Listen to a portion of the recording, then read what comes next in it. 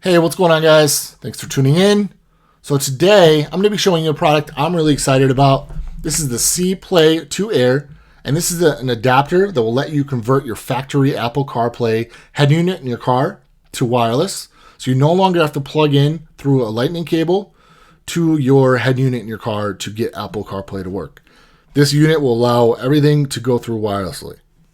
So you can have your phone in your pocket, get in your car, start your car up, and everything will automatically connect, and Apple CarPlay will activate, which is really cool. So most factory head units out there that have Apple CarPlay are compatible with this unit, and they are wired. A lot of them coming out now are actually wireless, but most of them are still wired, and this will actually work with most of them. But you can actually check out the website for a compatibility list that will let you know if your unit is compatible with this adapter.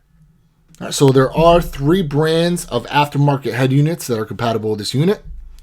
Those brands are Pioneer, Alpine, and Kenwood. So I have a JVC unit, but it says Kenwood on it, so I think they joined forces a while back. So I think this unit should work on my head unit, but we'll find out once we go into the car and test it out. So a couple features that go along with this unit is you can seamlessly communicate for a stable and uninterrupted Apple CarPlay experience. Auto connection every time you enter the car, so as soon as you turn the car on, it'll automatically connect and activate your Apple CarPlay. Free updates, so the manual inside will show you how to do all the updates for the unit, and also 1 year of worldwide warranty. All right, so if you have any problems with the unit, you can contact the company. If you're within that 1 year warranty, they will help you out and get this unit replaced if needed. So let's open it up. All right, so there is the unit. And if we look at the box here, so it says seamless communication for a stable and uninterrupted CarPlay experience. Auto connection every time you get in your car. Free updates and 1 year worldwide warranty. All right, so you have your user manual that will show you how to hook it up and also how to do the updates as well. And here is the unit. This is the adapter. It's quite large, so I got to figure out where I'm going to put it in my car. But you have the CPLAY2AIR branding in the front and nothing on the back. You also have a USB port here on the end, so I assume you can actually plug in directly to your unit still to charge your phone if you'd like. And then you also have another USB connection here to plug, and this actually goes into your head unit. So the USB port on your head unit to enable this unit to talk to your head unit for connection with your phone to enable Apple CarPlay. All right, so we'll take this into the car, we'll fire it up, see how it works, and we'll go from there.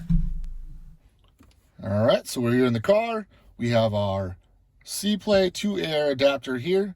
We also have our aftermarket JVC Apple CarPlay enabled head unit here. And then we also have the USB port that we directly plug into our phone. Instead of doing that, we plug the adapter in, which will enable wireless Apple CarPlay.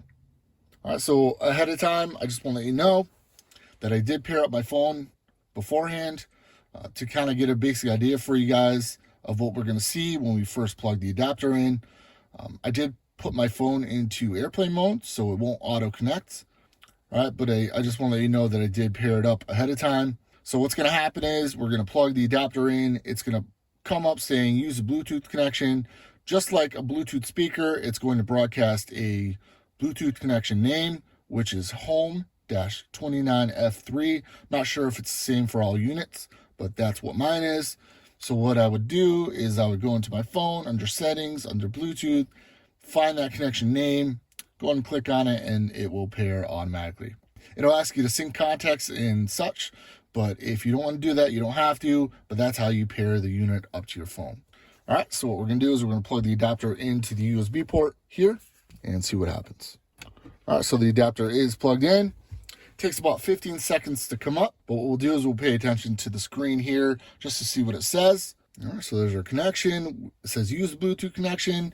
It'll broadcast the name home-29F3 or use the USB connection which is on the end of this adapter here. All right, what you do is you go to your phone, the settings under Bluetooth, and you connect through that just like a Bluetooth speaker would. All right, so what we're going to do is we're going to go and power off the unit. All right, we'll go to our phone and we'll enable all our connections, so Wi-Fi and Bluetooth.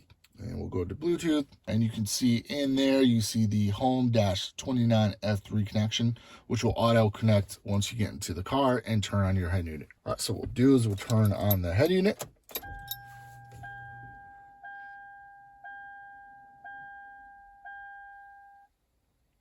And we'll wait for the message to come up and go away. And just keep in mind, I'm not going to touch anything, so this is all going to be automatic when you first get into the car.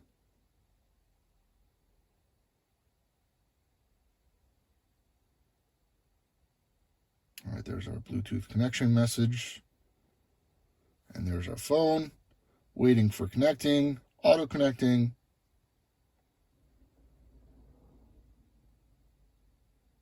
And there we go. So that's it. So wireless Apple CarPlay is enabled right now. So we are using it on our unit. So you can see all your apps here. You can see your music, messages, calendars, all your apps here. You can use your navigation as well, and your Spotify. So you can go to your library, browse, recently played, home. So everything is enabled. All the features are right here for you wirelessly, which is awesome. This thing is really, really neat. It's really convenient to have.